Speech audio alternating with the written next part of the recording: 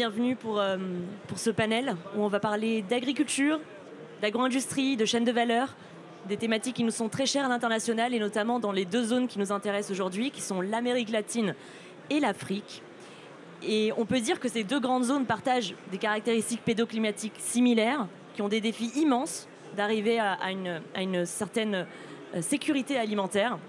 Et on va travailler justement sur ces stratégies partenariales novatrices, sur mesure, comment on peut mettre l'innovation au cœur des chaînes de valeur agricoles pour justement atteindre cette sécurité alimentaire de demain. Et je suis ravie d'être accompagnée de trois intervenants brillants qui sont premièrement Salma Setaro, fondatrice et directrice générale de Cashew Coast en Côte d'Ivoire, Elodie Brunstein, fondatrice également et directrice générale de Solicas qui nous vient tout droit de Guyane, et Younes Adou, qui est vice-président de la branche agribusiness et durabilité de Innovex, qui fait partie du groupe OCP, un grand groupe marocain dans le secteur des engrais. Donc, je propose d'enchaîner directement avec les premières questions, tout simplement pour que vous sachiez un petit peu plus quelles sont les activités de nos trois intervenants aujourd'hui. Et donc, j'aimerais commencer directement avec Salma. Alors, Cashew Coast est au cœur de la chaîne de valeur de la cajou en Côte d'Ivoire, qui est une culture d'ailleurs très, très courante, également en Amérique tropicale. Alors, pouvez-vous nous expliquer en quoi le modèle de Cashew Coast est particulièrement adapté à la Côte d'Ivoire? Qu'est-ce qui fait que vous êtes unique et que ça marche pour la Côte d'Ivoire? Voilà. Très bien, bonjour Clara, bonjour à toutes et à tous. Donc, je suis Salma, je suis la fondatrice et la PDG de Cashew Coast. Cashew Coast, en quelques chiffres, c'est 7000 planteurs cartographiés, certifiés, 700 employés, 2 sites de transformation, 150 conteneurs de noix de cajou bio exportés vers l'Allemagne, l'Italie et la France. Donc, qu'est-ce que nous avons fait différemment? Déjà, moi, je ne suis pas de l'industrie agroalimentaire. J'ai commencé ce business en 2019. Et ce que j'ai réalisé, c'est que nos petits planteurs, c'est une force, pas une faiblesse. Ce qui ne se faisait pas dans l'industrie. Les petits planteurs, c'est une force. Et j'ai regardé qui était notre marché. Notre marché, bien sûr, étant d'Afrique de l'Ouest, c'est l'Europe. On est à 3 semaines de bateau de l'Europe. Et que cherche le régulateur européen? C'est la traçabilité. Donc, j'ai fait de la traçabilité notre raison d'être. Au cœur de ce qu'on fait, c'est la traçabilité. Et on donne un accès au marché aux petits planteurs. Et c'est pour ça que notre modèle marche parfaitement bien en Côte d'Ivoire comme en Afrique de l'Ouest pour desservir un marché européen. Et qu'est-ce qu'on fait avec les petits planteurs? C'est l'intégration de la chaîne de valeur. On en parle beaucoup, mais ce que ça veut dire, c'est grosso modo 3 choses. On n'est pas une institution charitable. Donc tout ce qu'on vise à faire dans notre chaîne de valeur, c'est vraiment d'améliorer la productivité du planteur, améliorer sa fidélisation et améliorer son autonomisation. Et on le fait sur 3 piliers. Le premier, c'est l'accès à l'eau. L'accès à l'eau est un problème du genre et les gens ne s'en rendent pas forcément compte. Parce que le problème de l'eau en brousse, c'est le problème de la femme. Elle passe 4 à 5 heures par jour pour trouver l'eau, nettoyer l'eau, etc. Et c'est elle aussi qui ramasse la noix de cajou. Parce que chaque noix de cajou que vous mangez a été ramassée à la main, généralement par une femme et une femme africaine. Une noix sur 2. Et donc si on réduit sa pénibilité en résolvant son problème de l'eau, elle devient plus productive. Le deuxième pilier, c'est l'autonomisation des coopératives. Les coopératives, malheureusement, l'esprit coopérative n'existe pas ou n'existe plus. Donc nous, on a monté 23 coopératives. On fait la Cooperative Business School, où on enseigne aux planteurs de comment travailler ensemble, collectivement. Et on fait beaucoup de formations pré-récolte, post-récolte. Mais aussi, on fait de l'entreposage de brousse. C'est-à-dire qu'une coopérative, elle ne peut pas marcher sans entrepôt. Et le troisième accès, c'est l'accès à l'éducation. C'est-à-dire qu'on fait des préscolaires à taux zéro pour tous les enfants de nos planteurs, qui sont ensuite remboursés durant la campagne sur un échelonnement. C'est vraiment ça qui nous différencie. Mais pour faire le pont avec l'Amérique latine, on a été différent dans le sens qu'on n'a pas voulu copier un modèle indien, vietnamien, qui sont d'ailleurs des nations qui dominent le secteur de la noix de cajou. On a fait notre propre sauce à l'africaine en incluant des éléments brésiliens. C'est-à-dire que le cajou est issu du Brésil. Et nous, on a importé la compétence brésilienne et la technologie brésilienne qu'on a mélangée à la technologie indienne et vietnamienne pour en faire quelque chose de, je dirais, d'unique. Et la façon dont on gère l'usine est différente aussi. C'est-à-dire qu'aujourd'hui, en quelques chiffres encore, on a 70% de notre force ouvrière est féminine. Mais toute société de noix de cajou peut s'en prévaloir. Mais ce qu'on fait différemment, c'est qu'on a un leadership féminin à 43%. Et on ne fait pas de sous-traitance. Malheureusement, ce qui se passe beaucoup dans cette industrie, c'est qu'on utilise des contrats journaliers pour ces femmes qui font le dépelliculage, alors que nous, on fait des contrats en CDD, CDI, parce qu'on embrasse en fait notre culture francophone. Alors que quand il y a des investisseurs plutôt de nature anglophone qui arrivent, ils ont du mal à accepter le système de sécurité sociale, les protections sociales qui sont données en fait aux employés. Et la troisième chose, ça a été la certification, qui nous a vraiment différenciés et qui a fait de nous un modèle dès le début, parce qu'on a pu péter le plafond de verre, de dire qu'un transformateur africain peut être certifié aux normes alimentaires les plus élevées. Donc vraiment, on a pu développer un modèle africain qui a coupé les intermédiaires, que ce soit pour aller vers les supermarchés ou aller vers les planteurs, et en faire un modèle de transformation unique aujourd'hui. Vous avez complètement imaginé un modèle complètement sur mesure avec une grande composante de sociabilité qui en fait peut être intégrée dans la notion d'innovation. Et je fais le pont du coup avec Younes.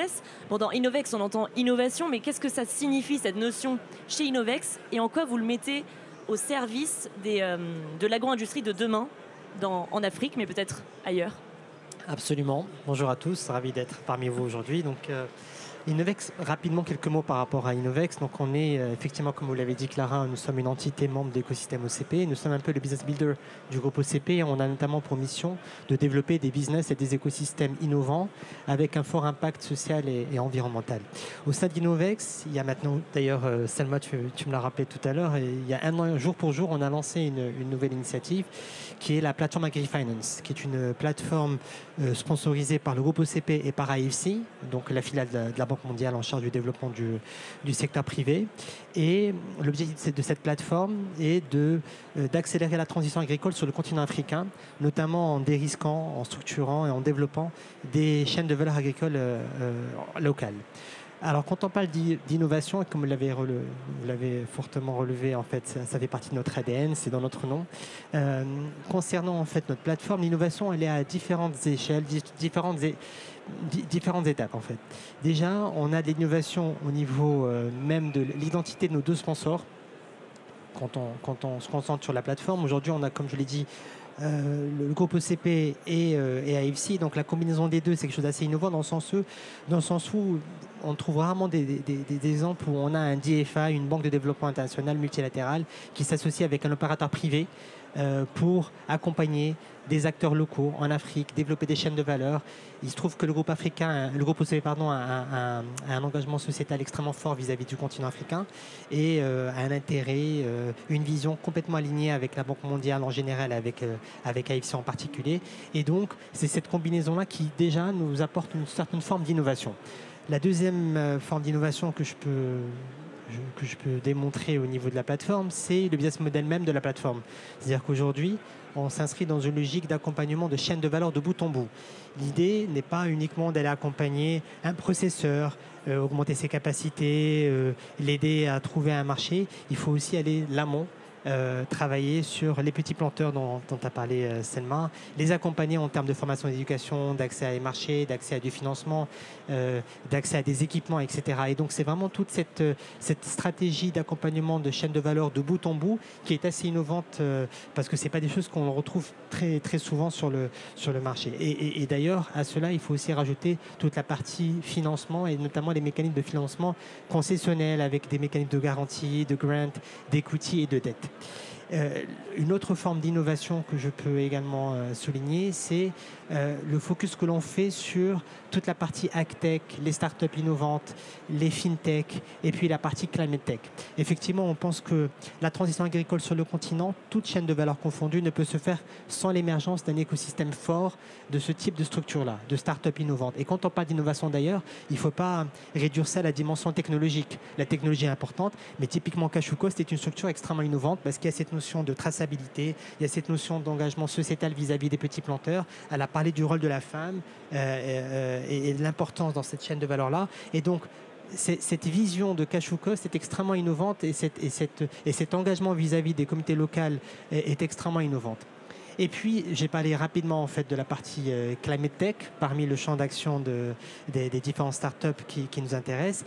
Et le climat est extrêmement important. Aujourd'hui, on le sait, l'agriculture représente environ 30 à 35% des émissions de CO2 à l'échelle mondiale, tous secteurs confondus. Et donc, si on arrive à délivrer, si on arrive à atteindre l'objectif, il ne faut pas que ça se fasse au détriment de l'environnement. Et donc, notre rôle aujourd'hui, c'est effectivement de contribuer à dérisquer, de contribuer à améliorer la productivité agricole et à créer de la valeur locale, mais tout en mitigeant les impacts climatiques et je dirais même en créant de la valeur environnementale. Et aujourd'hui, on en parlera tout à l'heure, j'imagine avec Selma, mais on est en train de voir comment est-ce qu'on peut valoriser de la biomasse, notamment pour produire du biochar qui va permettre une meilleure rétention des nutriments, de l'eau et donc améliorer les rendements de production, mais également une meilleure séquestration du carbone. Et ça nous donne, enfin, le champ des possibles est infini. Merci. Attention Younes, c'est la question d'après. Donc, je me tourne maintenant. Justement, est-ce que Younes, on peut juste rappeler le nom de la plateforme ? Oui, alors la plateforme s'appelle AgriFinance. C'est une plateforme qui a été lancée aujourd'hui, ça fait exactement 1 an. Très bien. Je me tourne maintenant vers Elodie. Donc, que ce soit au Brésil, au Sénégal, à Djibouti, vous avez accompagné des acteurs très très différents sur des pratiques plus durables, avec le sol au cœur de l'écosystème. Donc, je voulais savoir, est-ce que vous pensez que cette approche, justement, peut être industrialisée à grande échelle pour bénéficier à des grandes exploitations agricoles ? Est-ce que c'est uniquement dédié à des instituts de recherche ? Et puis aussi, bien sûr, quelques mots sur Solicase en intro. Bonjour à tous. Donc, moi, je suis cofondatrice et dirigeante de Solicase. Donc, Solicase, c'est une agritech qui a été créée en Guyane française, qui est spécialisée en fait dans le fonctionnement du sol et l'interaction entre les micro-organismes, les plantes et leur environnement de manière générale. On a commencé notre entreprise il y a 15 ans maintenant. On a eu un lourd passage de R&D qui a duré à peu près une dizaine d'années pour plusieurs choses. Déjà parce que le sujet sur lequel on travaille est quand même un sujet malgré tout assez récent et donc il a fallu faire beaucoup de passage entre la recherche fondamentale et la mise en pratique sur le terrain. Donc ça a été un lourd travail. Et puis aussi le contexte de la Guyane, qui fait qu'on est quand même un petit peu isolé malgré tout et qu'il a fallu du coup composer et redévelopper en fait beaucoup de choses pour lesquelles on n'avait pas forcément d'accompagnement à l'origine. Donc pour être plus concrète, qu'est-ce qu'on fait réellement ? On a 2 grandes activités. Une activité de service qui est en fait un service de conseil d'ingénierie agroécologique qui permet en fait d'apporter des solutions sur des procédés de restauration des sols et de la biodiversité de manière générale dans différents secteurs d'activité qui ont un lien en fait avec l'exploitation de la terre. Donc ça touche aussi bien évidemment l'agriculture, la forêt, mais aussi les activités minières comme on peut avoir sur le territoire de la Guyane. Et donc ces procédés-là s'appuient en fait sur des principes du biomimétisme. Le biomimétisme, c'est s'inspirer du fonctionnement de la nature et de le reproduire de manière contrôlée. Et ça, c'est notre deuxième activité qui est en fait le développement de solutions de biostimulation bactérien qui permet d'augmenter et d'améliorer la croissance de la plante et d'augmenter sa résistance à des phénomènes abiotiques, des stress abiotiques, comme par exemple les problématiques de sécheresse que l'on rencontre de plus en plus, ou encore des problématiques de contamination aux métaux lourds, par exemple. Alors notre spécificité, l'innovation qu'on a développée, en fait, c'était de se dire, notre objectif, c'est de pouvoir proposer quelque chose qui soit vraiment ancré dans le fonctionnement de la nature. Parce que notre principe, c'est justement d'assurer, comme tu le disais Younes très bien tout à l'heure, d'assurer des solutions ou de développer des solutions qui vont permettre de répondre aux grands enjeux environnementaux et donc qui doivent s'ancrer déjà dans l'esprit comme des produits qui sont totalement intégrés dans le fonctionnement de la nature. Et donc plutôt que de créer des produits, on a voulu créer des process qui nous permettent aujourd'hui de créer des solutions, des biostimulations qui sont sur mesure, c'est-à-dire adaptées à chaque environnement dans lequel on va intervenir, à chaque culture. Et ça, en fait, c'est assez simple. On a l'impression que c'est complètement infaisable. Mais non, en fait, on est tous spécifiques. Enfin, lorsqu'on sait, nous, êtres humains, on a des caractéristiques qui sont propres à nos origines. Et c'est pas pour rien, parce qu'on s'est adapté à notre environnement. Eh bien, pour l'environnement, l'écosystème, le fonctionnement de la nature, c'est exactement de la même manière. C'est-à-dire que lorsqu'on s'intéresse par exemple aux micro-organismes, eh bien, on a des micro-organismes qui sont adaptés à tel environnement, tel type de sol. Par exemple, pour le tropical, ça sera plutôt des environnements, donc des bactéries qui sont adaptées à cet environnement. Pour les milieux désertiques, ça va être la même chose. Et donc, notre principe, en fait, c'est d'avoir créé ce procédé qui permet, à partir d'un simple échantillonnage, d'extraire les bactéries d'intérêt du milieu et de créer un produit sur mesure. Et ça, c'est quoi? Ça permet de faire quoi? Ça permet d'avoir des produits qui sont complètement intégrés donc, dans l'environnement dans lequel ils vont être utilisés et qui sont efficaces parce qu'ils sont déjà adaptés à leur environnement et à la culture. Et ça, donc, nous l'avons développé et nous l'avons testé aujourd'hui dans différents environnements, comme tu le disais. Donc on a été créé en Guyane, mais aujourd'hui on est présent à La Réunion, en Polynésie. On intervient régulièrement en Afrique pour certaines missions ponctuelles et en Amérique du Sud également pour des diverses problématiques pour lesquelles aujourd'hui on n'a pas forcément des solutions efficaces. Je pense par exemple à un sujet très pratique qui est la problématique de contamination des cacaoyers au cadmium. Au niveau international, aujourd'hui, on a des réglementations qui ont réduit en fait le taux d'acceptation de cadmium dans le cacao, ce qui fait qu'on se retrouve avec de nombreux agriculteurs et de petits agriculteurs qui ne peuvent plus exporter ce cacao parce qu'ils ne répondent plus aux exigences. Et il n'y a pas de solution aujourd'hui efficace immédiate, qui ont un effet immédiat. Et pour cela, du coup, on est intervenu, on a identifié en fait sur place qu'est-ce qui pouvait être efficace sur les plantes et cette problématique, et on en a extrait justement les bactéries d'intérêt et créé un produit spécifiquement pour ça. Donc, en s'inspirant du fonctionnement de la nature, en créant plutôt des procédés et en ayant une vision plutôt générale de comment fonctionnent ces écosystèmes, on est capable aujourd'hui d'intervenir partout dans le monde. Ce que je trouve hyper intéressant, c'est vraiment cette notion de sur-mesure à chaque nouveau projet, mais comme Cashew Coast, elle a regardé l'écosystème dans lequel elle allait se déployer pour faire quelque chose vraiment de sur-mesure. Alors, j'en ai pas parlé, mais c'est de ma faute. On va parler aussi de partenariat, parce que c'est cultiver les partenariats dans le titre quand même.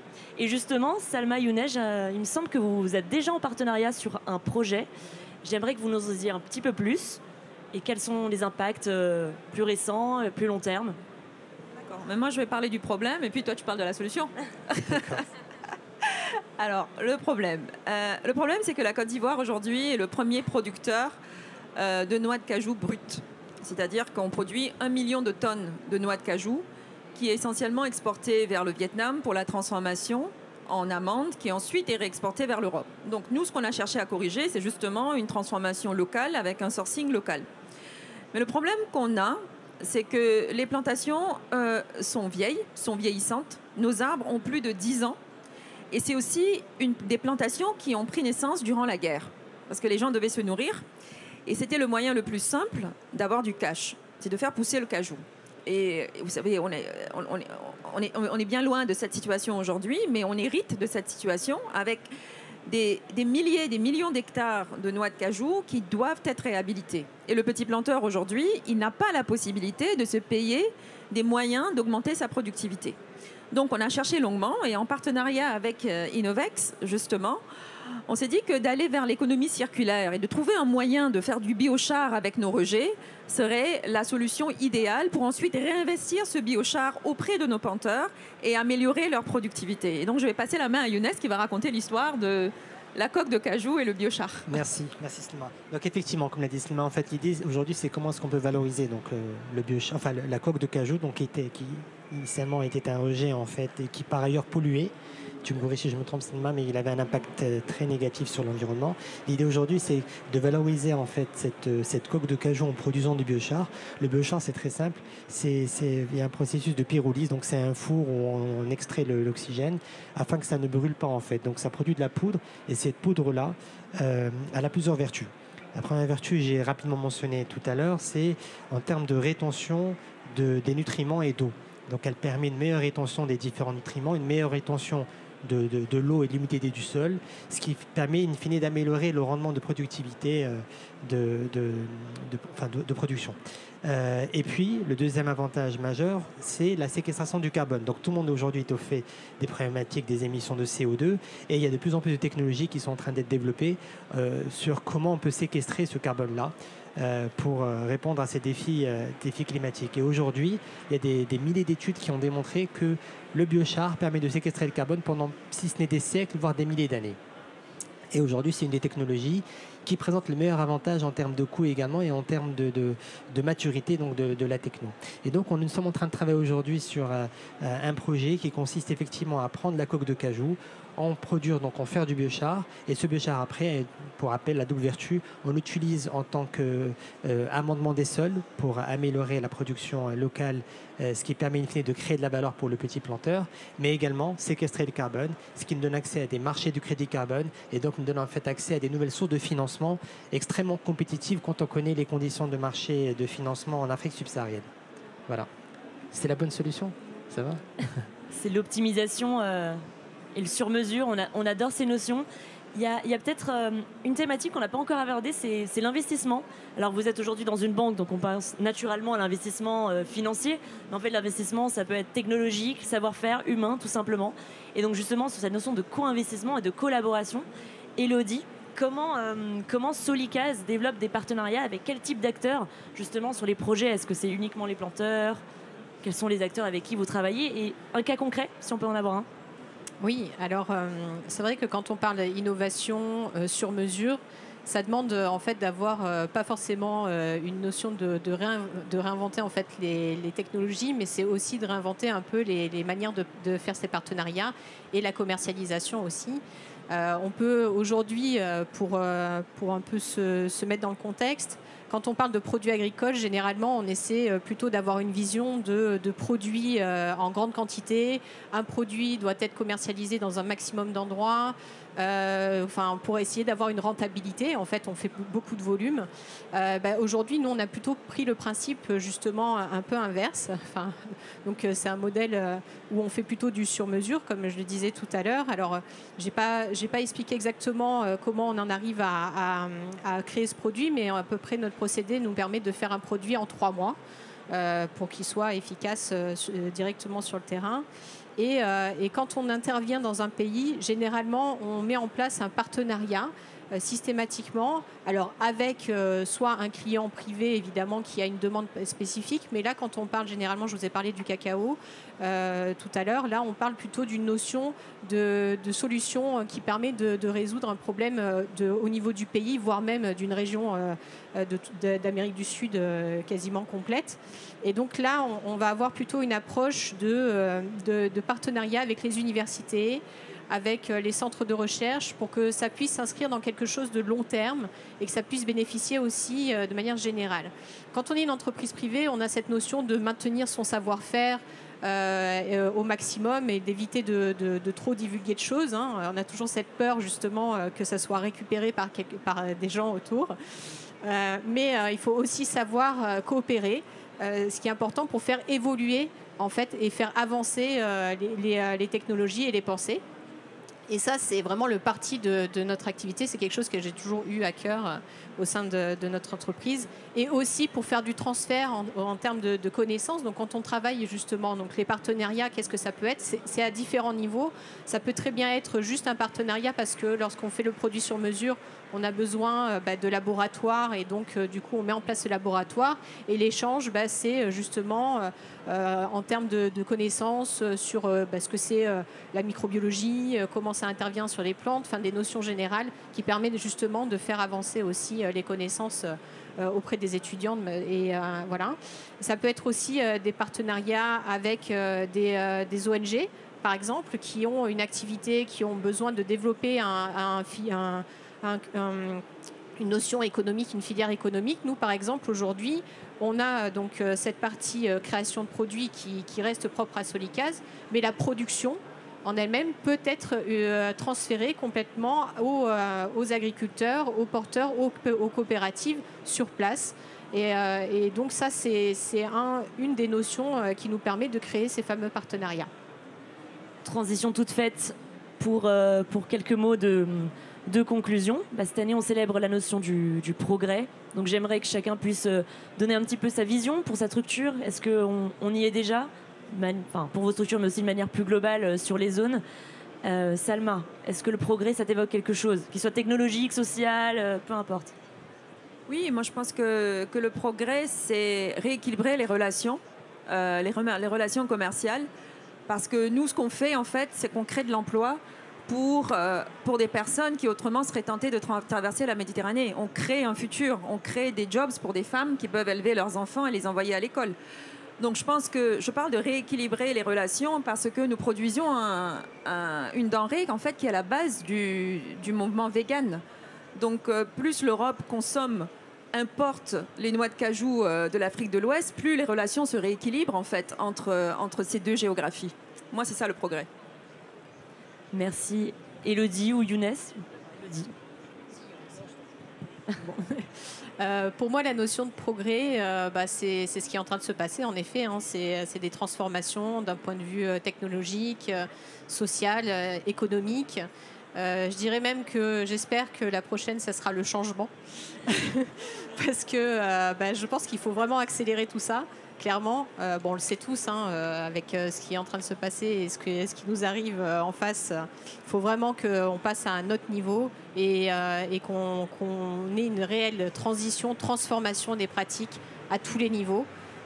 Et qu'il y ait un vrai soutien aussi de ça. Je vois par exemple, on est en train d'essayer de faire une levée de fonds.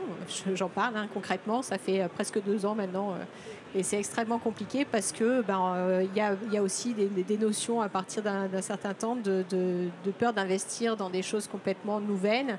Et donc c'est aussi ça pour moi. Il faut que ça évolue à tous les niveaux.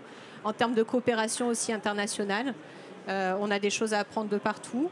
Que quand on est dans un territoire, la notion de coopération doit être un échange qui se fait dans les deux sens, que ce soit d'un point de vue technologique qu'on pourra apporter ou d'un point de vue connaissances et partenariats qu'on pourrait créer, quoi. Transition toute faite, financement de l'innovation, Younes. Alors en fait, oui. Et progrès, bien sûr. Oui. Non, en fait, alors à défaut de surprendre, je ne parlerai pas forcément de financement, d'innovation. Enfin, pour moi, le progrès, c'est... on parle beaucoup d'intelligence artificielle, de nouvelles technologies, high-tech, etc. Mais je pense qu'on doit d'abord et avant tout progresser sur tout ce qui est social, notamment, et les relations. Pour reprendre ce que tu disais, Élodie, en fait, c'est tout simplement s'accepter les uns les autres, se respecter les uns les autres, et faire en sorte, in fine, que ce que l'on voit un peu partout dans le monde, en fait, déjà, qu'on arrive à trouver des solutions pour adresser ces problèmes-là, et notamment en Afrique subsaharienne, effectivement, permettre à toutes les femmes et tous les hommes en Afrique subsaharienne d'avoir accès au strict minimum, à savoir juste avoir accès à de l'eau, avoir accès à l'électricité, avoir accès à un travail qui puisse les faire vivre, c'est tout. Pour moi, c'est ça le progrès. Merci Younes. On va peut-être prendre une question du public. On a encore 2 minutes. Oui, Jean-César. Oui, bonjour à tous. Donc Jean-César, moi je suis à Abidjan avec Clara chez Business France. J'avais peut-être une question pour Élodie et Younes. Enfin, je pense que pour Salma, le modèle économique, on a bien compris l'approvisionnement direct de l'Europe, éviter que ça parte au Vietnam, etc. Ma question, c'est un peu quels sont votre modèle économique, aussi bien pour Solicas qui est très innovant, mais je ne sais pas comment ça se vend en fait cette solution. Et puis pour Innovix, pareil. Enfin, on a bien compris que vous êtes avec la SFI, donc il y a des bailleurs derrière, probablement pour améliorer le modèle économique. Mais bon, quand il y a des bailleurs, ça dure peut-être pas. Enfin, faut pérenniser quoi. Donc est-ce qu'il y a un modèle économique pour le groupe OCP par rapport à cette innovation, enfin ce projet Innovix? Oui, alors concernant notre business model, en fait, on a 2 approches du coup sur la vente des biostimulants bactériens. Une qui est plutôt classique, qui est de passer à la phase d'autorisation de mise sur le marché d'un produit pour une culture, un territoire par exemple, qui va être ensuite commercialisé dans une chaîne classique de commercialisation de produits agricoles, tout simplement. Et la deuxième qui est plus innovante, qui est plutôt une notion de service, de création de produits.